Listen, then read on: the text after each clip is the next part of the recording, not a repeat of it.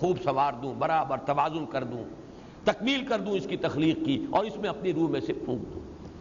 تو حیوان میں اور انسان میں فرق یہ ہے، یہ 2 من، 2.25 من، 2.5 من، یہ تو یقیناً مٹی ہی ہے، اور مٹی میں مل کر مٹی ہو جائے گا، لیکن غافل تو نرا صاحب ادراک نہیں ہے نور تجلی بھی اسی خاک میں پنہاں، اسی میں وہ نور تجلی ہے، اسی کے اندر اللہ تعالیٰ نے وہ اپنی روح میں سے پھونکا ہوا ہے، وہ روح ملکوتی، ڈیوائن سپارک۔ اب گویا کہ جس شخص نے اس روح کو دفن کر دیا اپنے اس مادی وجود میں، تو بالکل ایسے ہے جیسے اس بچی کو خاک کے اندر دفن کر دیا، جیسے زندہ درگور کر دیا ہے۔ یہ جیسا کہ بارہا میں نے کہا ہے کہ جب انسان جو ہے وہ اپنی اس روح کے تقاضوں کو بالکل بھول کر، اور روح جو ہے سسک کر یا دم توڑ دیتی ہے، یا یوں سمجھیے کہ وہ جو اس کا مسکن ہے جو قلب، اس کے اوپر سختی آ گئی اور اس کے اندر وہ دفن ہو کر رہ گئی ہو۔ معلوم یہ ہوا کہ جب غلبہ ہو گیا نفس امارہ کا، تو اس نفس امارہ نے پوری طریقے سے قلب کے اوپر مسلط ہو کر اور روح کو، قلب کو گویا کہ ایک قبر کی حیثیت دے دی ہے جس میں کہ روح دفن ہوگی۔ اسی وجہ سے قرآن کہتا ہے نبی یہ زندہ نہیں ہے، آپ انہیں زندہ نہ سمجھیے، یہ آپ کی طرف دیکھتے ہیں، یہ قتل نہیں دیکھتے، آپ نہ سمجھیے کہ یہ آپ کی طرف دیکھ رہے ہیں، یہ کان لگا کر سنتے ہیں، یہ ہرگز نہیں سنتے۔ لہم قلوب لا یفقہون بہا ولہم آذان اعین لا یبصرون بہا ولہم آذان لا یسمعون بہا اولئک کالانعام بل ھم اضل۔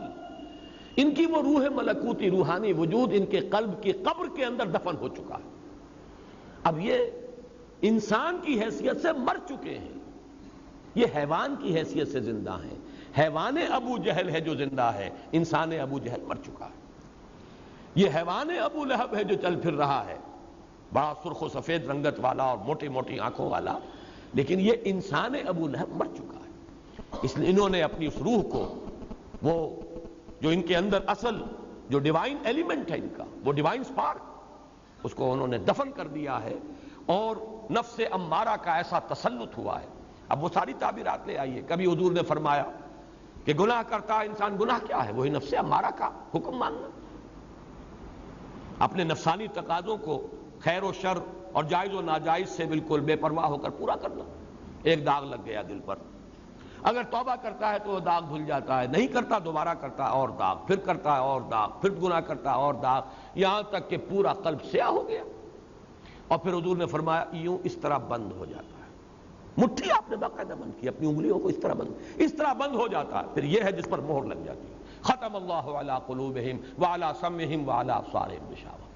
کس قدر اس کے اندر قرب ہے جو لفظ استعمال ہوا ہے، دسا یدسو، دساہا یدسہ فی التراب، جیسے کہ وہ عرب بدو جو ہے وہ اسی فکر میں رہتا تھا کہ کوئی موقع ملے اور ماں کی گود سے اس کی لا علمی میں اسے چھین کر لے جاؤں اور گڑھا کھود کر اسے دفن کر دوں۔ اسی طریقے سے انسان جس نے کہ اپنے اس روحانی وجود کو، اس ڈیوائن ایلیمنٹ کو، ڈیوائن سپارک کو، اس نے اپنے اس حیوانی وجود میں دفن کر دیا ہے، اور یہ حیوانی وجود خاک سے بنا ہے، خاکی الاصل ہے۔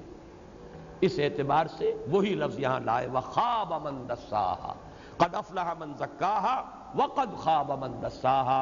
کامیاب ہو گیا وہ، نکال لے گیا اپنے اندر سے اس روحانی وجود کو، اس نے برآمد کیا، اور پھر اس کو، اس کا انما، اس کو نشو و نما دی، اس کی ترقی ہوئی۔ وہ اب چھوٹی سی 2 پتیاں ننھی سی، بڑی نرم و نازک، ایک وقت آیا ہے کہ تناور درخت بن گیا ہے آم کا، اور اس میں وہ آم کے جو پھل لگ رہے ہیں۔ یہ ہے وہ وجود روحانی کو برآمد کرنا اپنی اس گٹھلی میں سے، اس خاکی گٹھلی کے اندر سے، اور اس کو نشو و نما دینا۔ طریقہ اس کا کیا ہے وہ اگلی صورت میں آئے گا۔ اور دوسرا اس کے برعکس کیا ہے، اپنے اس روحانی وجود کو اپنے اس حیوانی وجود میں دفن کر دینا، اپنے اس قلب کو ایک قبر بنا دینا روح کے لیے۔ وَقَدْ خَابَ مَن دَسَّاهَا، اس کا راستہ کون سا ہے وہ بھی اگلی صورت میں آ جائے گا۔ فَأَمَّا مَنْ أَعْطَىٰ وَاتَّقَىٰ وَصَدَّقَ بِالْحُسْنَىٰ فَسَنُيَسِّرُهُ لِلْيُسْرَىٰ وَأَمَّا مَنْ بَخِلَ وَاسْتَغْنَىٰ وَكَذَّبَ بِالْحُسْنَىٰ فَسَنُيَسِّرُهُ لِلْعُسْرَىٰ۔ یہاں جو ایک آیت میں آیا مضمون، وہاں 3 آیتوں میں آئے گا، وہ انشاءاللہ کل ہم پڑھیں گے۔ یہاں میں ایک مسئلہ آپ کو بتانا چاہتا ہوں، بہت مجھے حیرت ہوئی ہے، جیسے کہ امام رازی کی ایک اور بات سے میں نے آج اختلاف کیا ہے۔ ویسے مجھے ان کی تفسیر سے بڑا شغف ہے اور ایک بڑا دلی تعلق ہے۔ اس کی وجہ یہ ہے کہ اس میں ایک جو بڑی آسانی وہ پیدا کر دیتے ہیں جو مجھے اور کسی تفسیر میں نظر نہیں آتی، وہ عبارت کا تجزیہ کر دیتے ہیں، اس عبارت میں کیا کیا مسائل ہیں، کیا کیا سوالات پیدا ہوتے ہیں، کیا کیا الجھنیں ہیں، پھر وہ اپنے طور پر انہیں حل بھی کرتے ہیں، لیکن تجزیہ جو عبارت کا وہ کرتے ہیں واقعہ یہ ہے کہ وہ بہت ہی عمدہ، اور اس میں کبھی میں نے یہ محسوس نہیں کیا کہ کوئی پہلو ان کی نگاہ سے چھپا رہ گیا۔ اب یہ آپ کا بھی غور و فکر کا مادہ ہے، سوچئے اور دوسروں کی رائے کو دیکھیے، ضروری نہیں ہے کہ آپ ان کی ہر رائے سے اتفاق کریں، بلکہ یہ کہ اکثر لوگوں نے ایک بات کہی ہے، جزوی طور پر وہ بات صحیح ہے کہ امام راضی سوالات پیدا کرنے میں تو بہت ماہر ہیں، جوابات دینے کی اتنی صلاحیت ان میں نہیں ہے۔ یہ ہوتا ہے، سارے سوالات کے جوابات انسان کو بہت مشکل ہے دے سکیں، لیکن یہ کہ یہ دوسروں کے لیے، آنے والوں کے لیے غور و فکر کے دروازے تو کھل گئے، اس میں کیا کیا مسائل ہیں، فیہا مسائل، اس آیت میں یہ مسائل ہیں، اب وہ گنتے جاتے ہیں، پہلا، دوسرا، تیسرا، چوتھا۔ اس اعتبار سے یہ عربی تفاسیر میں وہی ہے زیادہ تر کی جس کو میں دیکھتا ہوں کہ کم سے کم وہ سارے امکانات جو ہیں اور سارے جو بھی احتمالات ہیں وہ سامنے آ جاتے ہیں۔ لیکن میں اس اعتبار سے کہ سورۃ الدہر میں وما تشاؤون الا ان یشاء اللہ کے حوالے سے میں ایک بات بڑی تفصیل سے بیان کر چکا ہوں، اس وقت صرف حوالہ دے رہا ہوں جبر و قدر کا۔ معتزلہ جو ہیں وہ قدری شمار ہوتے ہیں، وہ یہ سمجھتے ہیں کہ انسان اپنے اعمال خود کرتا ہے، اور چاہے وہ شر کرتا ہے تو خود کرتا ہے، اور کوئی خیر بناتا ہے تو خود بناتا ہے۔ ہمارے ہاں جو اہل سنت میں زیادہ رجحان جو ہے وہ تفصیل اس وقت بیان کرنے کا موقع نہیں ہے، لیکن اس پر آ کر انہوں نے بات کو یوں سمجھیے کہ فیصلہ کن بات یہ کہی کہ خالق عمل تو اللہ ہے، کاسب عمل انسان ہے۔ انسان نیکی کا ارادہ کرتا ہے، باقی یہ کہ اس نیکی کو بروئے کار لانا یہ صرف اللہ کا کام ہے۔ انسان تو اس پر بھی قادر نہیں کہ اپنے ہاتھ کو خالص اپنے ارادے سے جنبش دے سکے جب تک کہ اللہ کا اذن نہ ہو۔ ارادہ اس نے کیا، اب اللہ تعالیٰ نے اگر سینکشن کر دیا ٹھیک ہے، یہ عمل ہو جائے گا۔ تو چاہے شر کا ارادہ ہے چاہے خیر کا ارادہ ہے، ارادہ انسان کرتا ہے، اور اس ارادے کی وجہ سے اس کو جزا یا سزا ملے گی۔ خیر کا ارادہ کیا، خیر کا کاسب ہے، وہ کاسب کمانے والا۔ شر کا ارادہ کیا، شر کا کاسب ہے، اس نے کمائی کر لی۔ البتہ یہ کہ بالفعل کسی فعل شر کا وجود میں آنا بغیر اذن رب ممکن نہیں، اسی طریقے سے کسی فعل خیر کا وجود میں آنا بغیر اذن رب، بلکہ وہ کہتے ہیں کہ خالق اعمال اللہ ہے، کاسب اعمال انسان ہے۔ لیکن بعض لوگ اس سے بھی بہت آگے نکل گئے، وہ جبریت محض کی طرف چلے گئے کہ چاہنا بھی انسان کے اختیار میں نہیں ہے، چاہتا بھی تبھی ہے جب اللہ کی طرف سے اسے اس کی کوئی توفیق ملے۔ اب یہ جبریت محضہ بن جاتی ہے، اور میں حیران ہوں کہ امام راضی اس مقام پر جبریت محضہ کی طرف چلے گئے۔ چنانچہ ہمارے ہاں یہ باقاعدہ، چونکہ معتزلہ اس زمانے میں جب کوئی دو نظریات آتے ہیں تو ان میں بہت اختلاف کی شدت ہوتی ہے، تھیسس اینٹی تھیسس، ان میں تو تصادم ہوگا تو پھر سنتھیسس ہوگا۔ تو شروع میں جو شدت تھی اس کی وجہ سے بعض لوگ اس انتہا تک چلے گئے کہ ان آیات کا ترجمہ یا ترجمانی وہ یہ کرتے ہیں قد افلح من زکاہا، زکا کا فاعل انسان نہیں اللہ ہے، کامیاب ہو گیا جس کے نفس کو اللہ نے پاک کر دیا، وقد خاب من دساہا، اور ناکام اور خائب و خاسر ہو گیا جس کے نفس کو اللہ نے دفن کر دیا۔ گویا کہ اس کی نسبت جو ہے زکا میں فاعلی نسبت اور دسا کی فاعلی نسبت انسان کی طرف نہیں ہے، نفس کی طرف نہیں ہے، بلکہ یہ کہ اللہ فاعل ہے۔ تو اس معنی میں انہوں نے بڑی تردید کی ہے اس کی کہ اس کو قد افلح من زکاہا، یہ من جو ہے قد افلح جو فاعل اس کا ہے وہی من زکاہا میں فاعل ہے، اس کی نفی کرتے ہیں۔ اور میں حیران ہوا لیکن یہ کہ انہوں نے اس بات کو جو آج تمام اہل سنت ترجمہ کر رہے ہیں انہیں معتزلہ کی طرف جو ہے منسوب کیا ہے۔ یہ معتزلہ کا قول ہے کہ کامیاب ہو گیا وہ جس نے اپنے نفس کو پاک کر لیا، ناکام ہو گیا وہ جس نے اپنے نفس کو دفن کر دیا، یہ تو معتزلہ کا قول ہے۔ لیکن میں نے دیکھا شیخ الہند نے بھی یہی ترجمہ کیا رحمۃ اللہ علیہ، یہی مولانا اشرف علی تھانوی نے کیا رحمۃ اللہ علیہ، یہی ہمارے باقی تمام اس دور کے مفسرین کر رہے ہیں، اکثر جو ہیں سب اہل سنت میں سے ہیں۔ جو جدید ہمارے مفسرین ہیں ان کے بارے میں کوئی شخص کوئی بات کہنا چاہے تو کہے، لیکن شیخ الہند اور اشرف علی تھانوی رحمہم اللہ، ان دونوں کے بارے میں کیا کہے گا؟ انہیں کون معتزلی کہہ سکتا ہے؟ لیکن ایک دور میں معتزلی جو ہے گالی بن گیا تھا، اور اس میں پھر شدت اس درجے کی تھی کہ جس کی میں نے مثال آج دیکھی ہے، امام رازی نے جب اس تفسیر کو جو ان آیات کے ترجمانی کی ہے کامیاب ہو گیا، وہ جس کے نفس کو اللہ نے پاک کر دیا، گویا کہ انسان کی اپنی کوئی سعی، اپنی تگ و دو، اپنی محنت، اپنا ارادہ اس کی نفی، ناکام ہو گیا وہ جس کے نفس کو اللہ نے دفن کر دیا، گویا کہ اس کا کوئی قصور، اس کی تقصیر، اس کا کوئی جرم، اس کی کوتاہی تو نہیں۔ یہ جبریت محضہ ہے، اللہ تعالیٰ ہمیں اس سے بچائے۔ یہ ضرور ہے کہ انسان اس طرح کا قادر نہیں ہے جس طرح کا عام آدمی سمجھتے ہیں اپنے آپ کو، بہت سے پہلو ہیں، لیمیٹیشنز ہیں، ہمارے جینز ہی ہیں جنہوں نے بہت سے ہمارے خصائص اور ہمارے کیریکٹرز کو جو ہے ڈٹرمن کیا ہے۔ ہیریڈیٹری اثرات جو ہیں ہمارے اوپر، موروثی اثرات وہ بھی ہیں، ماحول کے اثرات بھی پڑتے ہیں، جیسے کہ حضور نے فرمایا ہر بچہ پیدا تو ہوتا ہے فطرت اسلام پر، کل مولود یولد علی الفطرہ فابواہ یہودانہ او یمجسانہ او ینصرانہ او کما قال صلی اللہ علیہ وسلم۔ تو ماحول کے اثرات بھی ہوتے ہیں۔ میکڈوگل نے جو کہا ہے کہ انسانی شخصیت حاصل ضرب ہے دو عوامل کا، ایک ہیریڈیٹری فیکٹرز ہے، موروثی اس کے جو عوامل ہیں، اور دوسرے جو ہے انوائرمنٹل فیکٹرز ہیں، ماحول کے اثرات ہیں، بس کوئی آزاد شخصیت انسان کی ہے ہی نہیں۔ ہماری جدید سائیکالوجی بھی ادھر ہی گئی ہے، جبریت محضہ، اور یہ میں تفصیل سے بیان کر چکا ہوں سورۃ الدہر کے درس کے سلسلے میں، لیکن یہ کہ اسلام کا موقف یہ نہیں۔ پھر تو جزا کا کیا سوال اور سزا کا کیا سوال؟ ایک چوائس ہے ہمارا، اسی چوائس کی طرف یہاں پر تذکرہ ہو رہا ہے، اور اسی کی شرح آگے آ جائے گی۔ فَأَمَّا مَنْ أَعْطَىٰ وَاتَّقَىٰ وَصَدَّقَ بِالْحُسْنَىٰ، یہ تین ورڈز آئے ہیں، انہیں کون منسوب کر سکے گا اللہ کی طرف؟ یہاں تو چلیے کچھ آپ نے کھینچ تان کر کے اللہ کی طرف منسوب کر دیا، تو جس نے دیا۔ سورۃ الشمس کی پہلی 10 آیات کا ہم نے کل مطالعہ کر لیا تھا، اگرچہ اس کے آخری حصے کے ضمن میں بعض باتیں مجھے آج مزید عرض کرنی ہیں، تو اس کے لیے مناسب ہوگا کہ ہم پہلی 10 آیات کا بھی ایک رواں ترجمہ کر لیں۔ والشمس وضحاها، قسم ہے سورج کی اور اس کی دھوپ کی، اور قسم کا چونکہ اصل فائدہ ہے شہادت، گواہ ہے سورج اور اس کی دھوپ۔ والقمر اذا تلاها، اور قسم ہے چاند کی یا گواہ ہے چاند جبکہ وہ اس کے پیچھے آئے یا جبکہ وہ اس کا اتباع کرتا ہے۔ والنہار اذا جلاها، اور قسم ہے دن کی یا شاہد ہے دن جبکہ وہ اس کو روشن کر دے، یعنی یا سورج کو نمایاں کر دے یا زمین کو روشن کر دے۔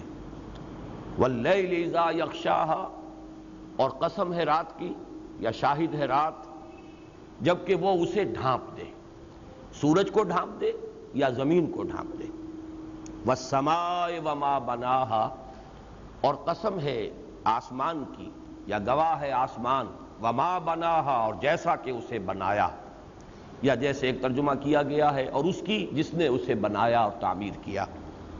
والارض وما طحاها، اور قسم ہے زمین کی یا شاہد ہے زمین اور جیسے کہ اسے بچھایا، یا اور اس کی کہ جس نے اسے بچھایا۔ ونفس وما سواها، اور قسم ہے نفس انسانی، شاہد ہے نفس انسانی اور جیسا کہ اسے بنایا اور سنوارا، یا قسم ہے اس کی جس نے اسے بنایا یا سنوارا۔ فَأَلْهَمَهَا فُجُورَهَا وَتَقْوَاهَا، تو الہام کر دیا اسے اس کی بدی اور اس کی نیکی، یا الہام کر دیے اس میں، ودیت کر دیے اس میں اس کے داعیات شر اور اس کے داعیات خیر۔ داعیات شر یعنی جو اس کے جبلی حیوانی تقاضے ہیں کہ جو اس کو قابو سے باہر ہو جانے پر آمادہ کرتے ہیں، پھٹ پڑنے پر آمادہ کرتے ہیں، اور ودیت کر دیے اس میں وہ داعیات خیر جو اسے روکتے ہیں، بچاتے ہیں، اسے قابو میں رکھتے ہیں۔ قد افلح من زکاہا، یقیناً کامیاب ہو گیا وہ جس نے اپنے نفس کا تزکیہ کر لیا، جس نے اپنے نفس کو پاک کر لیا، سنوار لیا، اسے ترقی دی، اسے پروان چڑھایا۔ وقد خاب من دساہا، اور یقیناً ناکام اور خائب و خاسر رہا وہ جس نے اپنے نفس کو دبا دیا یا ہلاک کر دیا، برباد کر دیا، تباہ کر دیا۔ یہاں تک 10 آیتیں مکمل ہو گئیں۔ اس کے ضمن میں جو چند باتیں مجھے عرض کرنی ہیں، ان میں سب سے پہلے تو یہ بات نوٹ کیجئے، بلکہ وہ تو ایک طرح کی یاد دہانی ہے۔ جب ہم سورۃ الاعلیٰ پڑھ رہے تھے تو میں نے یہ عرض کیا تھا کہ سورۃ الاعلیٰ یعنی سبح اسم ربک الاعلیٰ الذی خلق فسوی والذی قدر فہدی، یہ سورہ مبارکہ آنے والی 10 بلکہ 12 سورتوں کی صدر نشین ہے۔ اس میں جو مضامین ایک ایک آیت میں آئے ہیں، اب جو یہ 10-12 سورتیں آ رہی ہیں، یا سورۃ الاعلیٰ کو نکال دیجئے تو 11 سورتیں ہیں، ان میں آپ دیکھیں گے کہ سورۃ الاعلیٰ کی کوئی ایک بات جو ہے وہ شرح و بسط کے ساتھ آ رہی ہے۔ چنانچہ اس اعتبار سے سورۃ الشمس کا تعلق سورۃ الاعلیٰ کے ساتھ ہے۔ وہاں فرمایا تھا قد افلح من تزکا، کامیاب ہو گیا جس نے پاکی اختیار کر لی، جو پاک ہو گیا۔ اب گویا کہ اسی کی شرح آ رہی ہے قد افلح من زکاہا وقد خاب من دساہا، یہ اور پھر اسی کی مزید شرح جو ہے اگلی صورت میں بھی آئے گی۔ لیکن اگلی صورت میں سورۃ الاعلیٰ کی ایک اور آیت ہے جس کے مضمون کو مزید کھولا گیا ہے، اور وہ وَنُيَسِّرُكَ لِلْيُسْرَى، تیسیر۔ چنانچہ اگلی صورت میں آپ دیکھیں گے 2 مرتبہ وہ لفظ آیا فَسَنُيَسِّرُهُ لِلْيُسْرَى فَسَنُيَسِّرُهُ لِلْعُسْرَى، اور اس سے آگے چل کر جب سورۃ الانشراح پہ ہم پہنچیں گے تو وہاں ان مع العسر یسرا ان مع العسر یسرا، یہ مضمون در حقیقت شروع ہوا سورۃ الاعلیٰ سے، پھر اس کی مزید شرح سورۃ اللیل میں، اور پھر اس کا ایک نقطہ عروج ہے جو سورۃ الانشراح میں آئے گا۔ دوسری بات میں یہ عرض کرنا چاہتا تھا کہ نفس انسانی کے بارے میں جو چند باتیں میں نے عرض کی ہیں، سورۃ الفجر کی آخری جو آیات ہیں یا ایتھا النفس المطمئنہ کے حوالے سے، اس میں ایک بات کی کمی رہ گئی ہے، وہ چاہتا ہوں کہ یہاں نوٹ کرا دوں۔ یہ تو میں نے عرض کیا تھا کہ نفس کا لفظ قرآن مجید میں 2 مختلف معنی میں استعمال ہوا ہے۔ ایک نفس سے مراد ہے پوری شخصیت، نفس انسانی یعنی انسان کی پوری شخصیت، اس کے تمام عواطف و میلانات کے ساتھ۔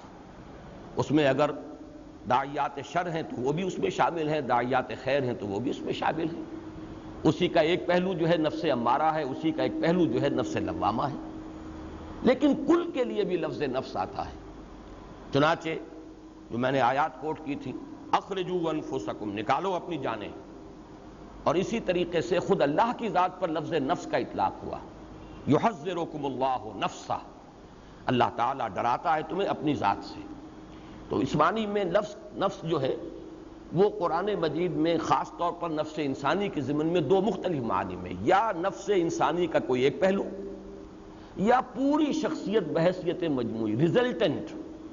نفس امارہ کا غلبہ ہے تو شخصیت انسانی کا کوئی اور رنگ ہو جائے گا، نفس لوامہ کا غلبہ ہو گیا ہے، روح انسانی جو ہے غالب آ گئی ہے اور حیوانی جبلتوں کو اس نے دبا دیا ہے، قابو میں لے آئی ہے، تو اب اس کی کیفیت کچھ اور ہوگی، اس کے لیے نفس مطمئنہ کا لفظ استعمال ہوا۔ اس میں جو مزید شرح آئی ہے اس میں کہ فَأَلْهَمَهَا فُجُورَهَا وَتَقْوَاهَا قَدْ أَفْلَحَ مَنْ زَكَّاهَا، یہ فاعل کون ہے؟ اس پر میں نے کل کچھ عرض کیا تھا، اس کے ضمن میں مزید اضافہ کر رہا ہوں کہ مولانا مودودی مرحوم نے تفہیم القرآن میں اس موضوع پر میں نے آج دیکھا کہ بڑے شرح و بسط سے گفتگو کی ہے۔ وہ جو 2 رائے میں نے کل بیان کی تھی کہ ایک جو جبریہ ہیں، جو انسان کو مجبور محض سمجھتے ہیں، انہوں نے من زکاہا اس کا فاعل اللہ کو قرار دیا ہے، اور اسی طریقے سے من دساہا کا فاعل بھی اللہ ہے۔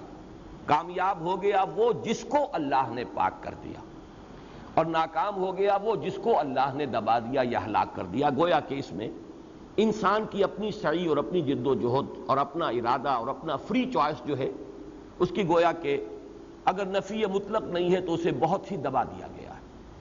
اس ضمن میں میں کچھ وضاحت مزید نوٹ کرا رہا ہوں کہ تابعین میں سے جو 4 حضرات بہت اہم ہیں علم تفسیر کے اعتبار سے، جو شاگرد ہیں حضرت ابن عباس رضی اللہ تعالی عنہما کے، حضرت قتادہ، حضرت اکرمہ، حضرت مجاہد، سعید ابن جبیر رحمہم اللہ، اور انہی کے نقش قدم پر چلتے ہوئے جمہور مفسرین اور علماء نے اس کا مطلب لیا ہے کہ خود انسان، قد افلح من زکاہا، یہ خود انسان ہے، کامیاب ہو گیا وہ انسان جس نے اپنے آپ کو، اپنے نفس کو پاک کر لیا۔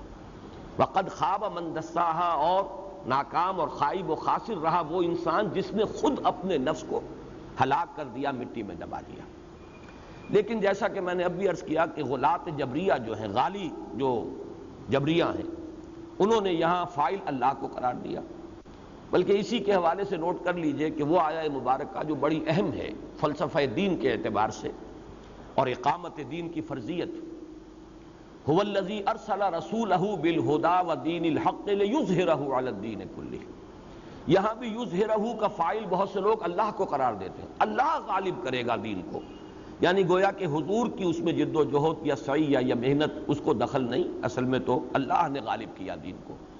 یہ بھی اصل میں فراری ذہنیت ہے کہ ہم چونکہ بچنا چاہتے ہیں ذمہ داری سے، ہم اپنی محنت سے جان چرانا چاہتے ہیں، لہذا وہ تو اللہ ہی ہے کہ جو غالب کرنے والا ہے دین کا، ہم کیا اور ہماری بساط کیا۔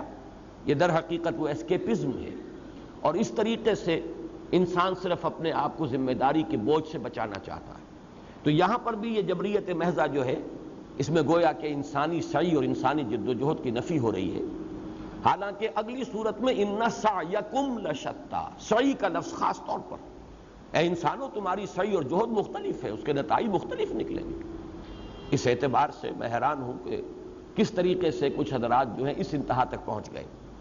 لیکن ان لوگوں نے ایک حدیث کوٹ کی ہے اپنی رائے کی تقویت کے لیے، اور یہ ابن ابی حاتم نے روایت کی ہے عن جویبر ابن سعید عن الضحاک عن عبداللہ ابن عباس رضی اللہ تعالی عنہما مرفوعا، اور اس حدیث کی رخ سے حضور نے فرمایا یہ آیہ مبارکہ پڑھ کر، افلحت نفس زکاہا اللہ عز وجل، کامیاب ہوئی وہ جان جس کو پاک کر دیا اللہ نے۔ گویا کہ اس میں جو ہے فاعل کی حیثیت وہ اللہ تعالیٰ کو دی جا رہی ہے، اور یہ حدیث مرفوع ہے، لیکن اس پر دو اعتبارات سے جرح کی گئی ہے، اور جو بہت ہی یعنی واقعی جرح ہے۔ ایک تو اس میں جو جویبر ابن سعید ایک راوی ہے وہ متروک الحدیث ہے، جو ہمارے ہاں اسماء الرجال کے ماہرین ہیں انہوں نے متروک الحدیث قرار دیا ہے، اس سے حدیث قبول نہیں کی جا سکتی، وہ قابل اعتماد نہیں ہے۔ دوسرے حضرت ضحاک، حضرت ابن عباس سے حضرت ضحاک کی ملاقات ثابت نہیں۔ ان دو وجوہات سے یہ حدیث جو ہے قابل اعتماد اور قابل استناد نہیں ہے۔ تو جو بھی حضرت قتادہ، اکرمہ، مجاہد، سعید ابن جبیر اور جمہور جو علماء ہیں، اور جیسا کہ میں نے کل عرض کیا عہد حاضر میں حضرت شیخ الہند نے بھی یہی ترجمہ کیا، اور مولانا تھانوی نے بھی رحمہم اللہ یہی ترجمہ کیا ہے، کامیاب ہو گیا وہ انسان جس نے اپنے نفس کو پاک کیا، پروان چڑھایا، ناکام ہو گیا وہ انسان جس نے اپنے نفس کو مٹی میں دبا دیا، ہلاک کر دیا، برباد کر دیا۔ البتہ اس میں علم النفس کے اعتبار سے ابھی ایک مسئلہ ہے۔ جب میں نے یہ بات عرض کی کہ داعی خیر انسان کے اندر ہے، اس کا نفس لوامہ یا روح ملکوتی، دی ڈیوائن اسپارک، وہ جو روح اللہ تعالیٰ نے جس کو اپنی طرف منسوب کیا ہے وَنَفَخْتُ فِيهِ مِن رُوحِي، یہ خیر کی طرف بلانے والی شے ہے انسان کے اپنے اندر۔ اور داعی شر جو ہے انسان کے اندر، وہ اس کے اینیمل انسٹنکٹس ہیں، وہ ایڈ یا لیبیڈو ہے، وہ نفس امارہ ہے۔ تو سوال یہ پیدا ہوتا ہے کہ پھر اس میں چوز کرنے والا کون ہے؟ وہ جس کو ہم کہیں کہ ارادہ، یہ چوائس کرتا کون ہے؟ اس کے لیے ایک ہی اس کا جواب ممکن ہے، وہ ہے قلب، جو ان دونوں کے مابین ہے۔ اور یہ بات میں نے پہلے بھی عرض کی تھی کہ قلب منبع ارادہ ہے۔ انسان جو ارادہ کرتا ہے وہ در حقیقت قلب کا میلان ہے۔ قلب نے اگر اپنا رخ روح کی طرف کر لیا تو گویا کہ اب وہ روح کے انوار کو ریفلیکٹ کرے گا اور پورے وجود حیوانی کو اس سے منور کر دے گا۔ اور قلب نے اگر اپنا رخ جو ہے وہ ایڈ یا لیبیڈو یا سفلی جو تقاضے ہیں انسان کے، حیوانی جو جبلتیں ان کی طرف کر دیا، تب گویا کہ پورے وجود کے اوپر وہی انسان کا نفس امارہ غالب آ جائے گا۔ البتہ اس قلب کی حقیقت کیا ہے؟ واقعہ یہ ہے کہ تاحال بھی میں اس کے بارے میں کچھ مزید عرض نہیں کر سکتا۔ یہ تو میں نے عرض کیا تھا بالکل شروع میں کہ لطائف ثلاثہ کا میں قائل ہوں قرآن حکیم کی روشنی میں، لطیفہ نفس، لطیفہ قلب، لطیفہ روح. اور میں نے شاید آپ کو یاد ہو کہ اس اعتبار سے فرائیڈ کی تحسین کی تھی کہ اس نے بھی انسانی شخصیت میں انہی 3 لیولز کو آئیڈینٹیفائی کیا ہے. سب سے نچلا لیول اڈ یا لیبیڈو ہے، اس کے بعد ایگو ہے، اس کے اوپر سب سے بالا تر وہ سپر ایگو ہے. اس نے جو توجیہ کی ہے ان کی وہ علیحدہ ہے، وہ جدا ہے، اس سے مجھے اختلاف ہے. ظاہر بات ہے کہ جہاں تک اڈ اور لیبیڈو کا تعلق ہے اس میں تو اختلاف کی کوئی گنجائش نہیں ہے، وہ تو بات صحیح ہے، سب کے سامنے کی بات ہے، ہر انسان کا تجربہ ہے. ان النفس لامارۃ بالسوء. لیکن جہاں تک ایگو اور سپر ایگو خاص طور پر اس کی جو توجیہ اس نے کی ہے اس سے اختلاف ہے. لیکن یہ کہ اس کا مشاہدہ جو ہے وہ بہت صحیح ہے کہ نفس انسانی میں یہ 3 لیولز ہیں، اور ہر بالا تر سطح جو ہے وہ لوور سطح پر ریسٹرینز، جیسے کہ منہ زور گھوڑے کی باگ کھینچی جا رہی ہو. ایگو جو ہے وہ اڈ یا لیبیڈو کو کنٹرول کرتی ہے، اور سپر ایگو جو ہے وہ ایگو کو بھی ریسٹرین کرتی ہے. یہ جو 2 حقائق ہیں یہ میں سمجھتا ہوں کہ اس کی دقت نظر اور دقت مشاہدہ جو ہے، equity of vision and observation, وہ اس کی بڑی دلالت کرتی ہیں اس اعتبار سے. لیکن یہ لطیفہ نفس یہ بھی واضح ہو گیا، حیوانی جبلتیں. لطیفہ روح یہ بھی واضح ہو گیا، وَنَفَخْتُ فِيهِ مِن رُوحِي. لیکن قلب کیا ہے اس کے بارے میں جیسا کہ میں نے ابھی اعتراف کیا ہے کہ کوئی آخری یا حتمی رائے میں خود ابھی قائم نہیں کر پایا ہوں. دعا کیجئے کہ اللہ تعالیٰ کسی ایک مضمون پر اور کسی ایک مفہوم پر انشراح عطا کر دے تو میں اس وقت پھر عرض کروں گا.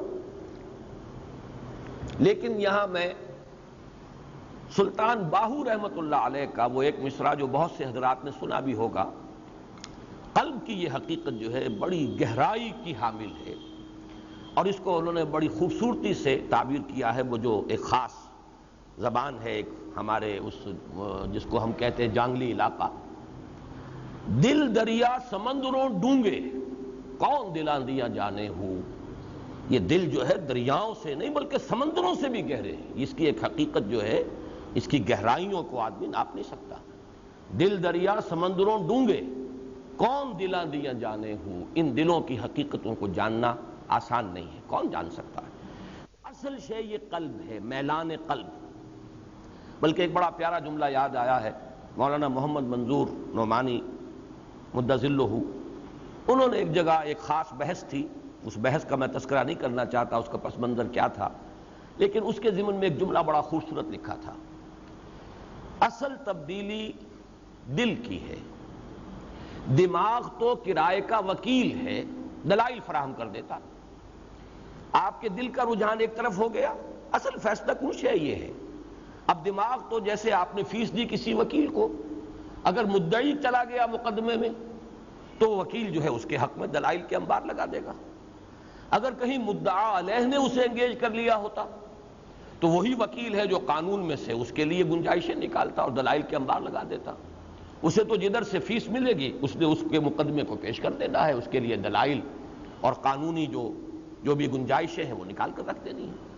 تو دماغ تو کرائے کا وکیل ہے، اصل تبدیلی انسان کے دل کی ہوتی ہے. یہی بات جو میں نے عرض کی ہے کہ دل ہے در حقیقت منبع ارادہ. انسان میں اس کا میلان جو معین ہوتا ہے، ارادہ جو کرتا ہے، یعنی من سے مراد کیا ہے. اب دیکھیے عجیب بات ہے ویسے یہ کہ یہ من اور ہے، لیکن یہ کہ یہاں بھی لفظ من آیا یہ عربی کا من ہے، لیکن وہ دوسرا من جو ہے اپنے من میں ڈوب کر پا جا سراغ زندگی. تو یہ جو من ہے در حقیقت یہاں جو من آیا، من زکاہ، کون ہے وہ کون سی حقیقت ہے انسان کی جو فیصلہ کرتی ہے کہ میں ادھر جاؤں یا ادھر جاؤں. اما شاکرم و اما کفورا، میں نفس کے بتائے ہوئے، نفس امارہ کے بتائے ہوئے راستے پر چلوں یا وہ روح ملکوتی، روح ربانی جدھر مجھے لے جانا چاہتی ہے ادھر جاؤں. یہ فیصلہ کرنے والا ہے کون؟ تو یہ در حقیقت قلب ہے. لیکن اس قلب کی حقیقت جیسا کہ میں نے عرض کیا، پھر دہرا رہا ہوں، ابھی تک پورے طور پر خود مجھ پر منکشف نہیں ہے. جب ہوگی، اگر اس زندگی کے اندر ہو گئی تو پھر میں عرض کر دوں گا. اب آئیے ہم آگے چل رہے ہیں. کذبت ثمود بطغواها کل میں نے بات عرض کی تھی کہ سورۃ الشمس کی ایک مشابہت ہے سورۃ التکویر کے ساتھ. ایک اس اعتبار سے کہ اس میں 13 آیات ہیں، اذا الشمس کورت واذا النجوم انکدرت واذا الجبال سیرت، 13 آیات اور 12 مرتبہ اذا آیا. اور اس کے بعد اس کا جواب جو آیا وہ صرف ایک آیت، علمت نفس ما احضرت، اور اس کے بعد ایک مضمون شروع ہو گیا، فلا اقسم بالخنس الجوار الکنس واللیل اذا عسعس والصبح اذا تنفس انہ لقول رسول کریم۔ یہ مضمون جو ہے سورہ تکویر کا کوئی جلی ربط نہیں ہے اس کا سورہ تکویر کے پہلے حصے سے، اگرچہ خفی ربط ہے وہ میں وہاں بیان کر چکا۔ وہی معاملہ یہاں ہے، 8 آیات قسموں پر مشتمل، والشمس وضحاها والقمر اذا تلاها، یہاں تک کہ ونفس وما سواها فالہمها فجورها وتقواها۔ اب مقسم علیہ جو کہ میں یہ کل بیان کر چکا ہوں، میرے نزدیک مقسم علیہ یہی ہے، قد افلح من زکاها وقد خاب من دساها۔ زمخشری کی رائے جو مولانا اصلاحی صاحب نے جس کو ترجیح دی ہے، میں اس سے اتفاق نہیں کرتا، بلکہ جمہور کی رائے کہ یہی مقسم علیہ ہے جس پر قسمیں کھائی گئیں۔ اب اس کے فوراً بعد جو مضمون آ رہا ہے بظاہر اس کا کوئی ربط نہیں ہے۔ اقوام بعیدہ جن کا ذکر بار بار آیا ہے، عرب کی وہ قومیں کہ جو ختم ہو گئیں، جن کا کوئی نام و نشان باقی نہ رہا، قوم نوح، قوم ہود، قوم صالح۔ اب اقوام بعیدہ میں سے ایک قوم کا ذکر ہو رہا ہے اور اس کی ہلاکت، اس کی تباہی، اس کی بربادی، اس کا نقشہ کھینچا جا رہا ہے 5 آیات میں۔ اب اس کا بظاہر جو ہے پہلے مضمون کے ساتھ کوئی تعلق نہیں ہے، لیکن ایک گہرا، ایک لطیف ربط ہے، اور وہ ربط کیا ہے؟ جیسے میں نے کل عرض کیا تھا کہ یہ جو آفاق ہے، آفاق میں بھی ہمیں تضادات نظر آتے ہیں، بلندی ہے تو پستی بھی ہے، روشنی ہے تو تاریکی بھی ہے۔ اسی طریقے سے انسان کے اپنے اندر بھی تضاد ہے، داعیات خیر بھی ہیں، داعیات شر بھی ہیں، نفس امارہ بھی ہے اور روح ربانی جو نفس لوامہ ہے وہ بھی ہے۔ اسی طریقے سے انسانی معاشرے کے اندر بھی صورت ہے، اجتماعی اور قومی سطح پر، معاشرتی سطح پر داعیات خیر بھی ہیں، داعیات شر بھی ہیں۔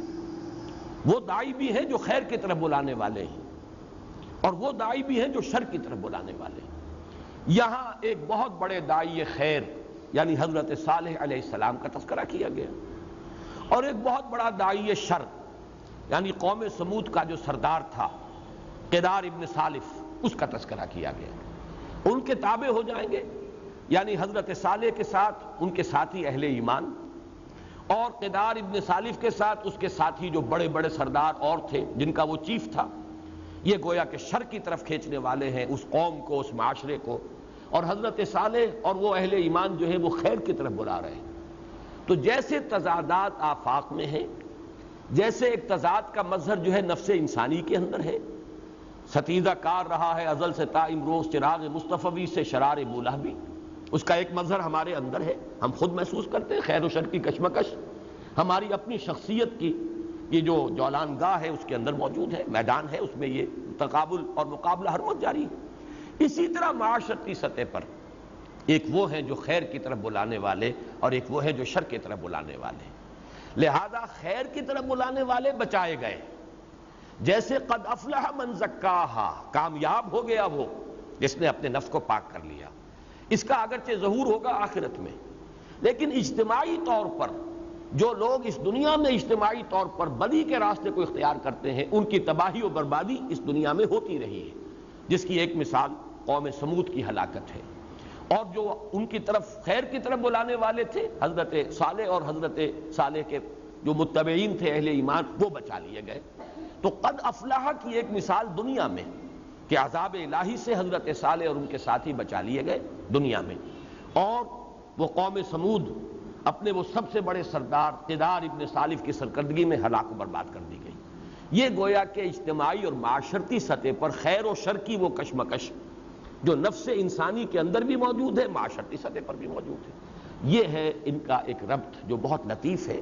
لیکن یہ کہ قرآن مجید میں یہ جان لیجئے جہاں ہم تلاش نہ کر پائے وہ ہمارے قصور کا فہم ہے، ہمارے فہم کا قصور ہے، لیکن یہ کہ اس کی کوتاہی ہے، لیکن یہ کہ قرآن میں بے ربط نہیں ہے معاملہ۔ ربط محکم اسی بے ربطی تحریر میں ہے، یا ربط محکم اسی بے ربطی تقریر میں ہے، بظاہر بے ربطی نظر آتی ہے، حقیقت میں بے ربطی نہیں ہوتی، ایک ربط محکم جو ہے موجود ہوتا ہے۔ البتہ یہ کہ ہمارے فہم کی کمی، اس کا قصور، یا ہم وہاں تک نہ پہنچ پائیں، اعتراف کرنا چاہیے، یہی صحیح روش ہے۔ جو بات ابھی پورے طور پر نہ کھلی ہو، نہ واضح ہوئی ہو، اسے اللہ کے حوالے کیا جائے، تفویض الامر الی اللہ، باقی یہ کہ مان لیا جائے کہ ابھی یہ بات کچھ سمجھی نہیں، کھلی نہیں، لیکن کسی درجے میں بھی یہ بات صحیح نہیں ہے کہ ہم قرآن مجید کو ایک بے ربط کلام مان لیں۔ اب یہاں ایک سوال پیدا ہوتا ہے کہ جیسے سورۃ الفجر میں قوم سمود کا بھی ذکر تھا، قوم عاد کا بھی ذکر تھا، آل فرعون کا بھی ذکر تھا، اور سورۃ الفجر میں اسی طریقے سے اور سورتوں میں یہاں صرف سمود کو کیوں لیا گیا؟ یہ ایک سوال ہے کہ اس سورہ مبارکہ میں جو اقوام بائدہ ہیں ان میں سے خاص طور پر قوم سمود کا انتخاب جو ہے اس کی بنیاد کیا ہے؟ تو اس کو جان لیجئے کہ یہ جو عرب کی اقوام بائدہ ہیں ان میں جو سب سے قریب تھی مکے والوں کے، یہ ابتدائی صورتیں ہیں اور اصل مخاطب جو ہیں جیسا کہ میں نے عرض کیا تھا ام القریٰ ومن حولہا، مکے کے رہنے والے اور جو اس کے ارد گرد جو لوگ تھے، یہ لوگ اولین مخاطب تھے قرآن حکیم کے۔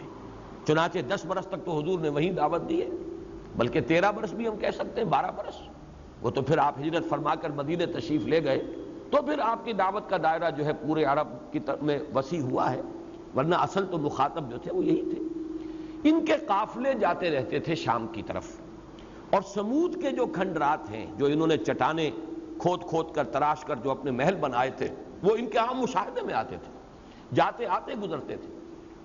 پھر یہ کہ ان کا جو سردار تھا، ابھی جو میں نے عرض کیا ہے قدار ابن سالف، اس کا ان کے ہاں بڑا تذکرہ تھا، ایک سرکش انسان کی حیثیت سے ان کے شعراء کوٹ کرتے تھے کہ ایک بڑا متمرد اور سرکش انسان جو ہے گزرا ہے۔ بلکہ قوم عاد کا بھی ایک سرکش سردار جو تھا قیل ابن عمرو، تو قیل ابن عمرو جو عاد کا تھا سردار اور سرکش ترین، جیسے ابو جہل یہ قریش کا سرکش ترین انسان تھا، اس لیے کہ حضور نے غزوہ بدر میں جب یہ مارا گیا ہے تو حضور اس کی لاش پر آئے ہیں اور اس کی گردن پر آپ نے اپنا قدم مبارک بھی رکھا ہے، اور پھر آپ نے فرمایا ہے کہ ھذا فرعون ھذہ الامہ، اس امت کا فرعون یہ ہے، یہ ابو جہل۔ تو جو ابو جہل کا مقام تھا اہل مکہ میں، وہی سمود کی قوم میں جو ہے قدار ابن سالف کا تھا، اور وہی عاد کی قوم میں قیل ابن عمرو کا تھا، اور ان دونوں کا عربی اشعار میں خطبات میں تذکرہ ہوتا تھا متمرد اور سرکش لوگوں کے اعتبار سے۔ چنانچہ ایک بڑا پیارا شعر ہے جو مولانا فراہی رحمۃ اللہ علیہ نے نقل کیا ہے اپنی تفسیر میں، اور یہ خنس العرب، عرب کی بہت مشہور شاعرہ ہیں، اور یہ ان شعراء میں سے ہیں کہ جو ایام جاہلیت میں جن کا بڑا شہرہ اور ڈنکا تھا پھر وہ ایمان بھی لے آئے، جیسے حضرت لبید رضی اللہ تعالی عنہ، اور اسی طرح حضرت خنسہ، یہ بڑی چوٹی کی شاعرہ تھیں، پھر یہ ایمان لائی ہیں، حضرت خنسہ ہیں اب یہ، اور یہی ہیں کہ جنہوں نے 4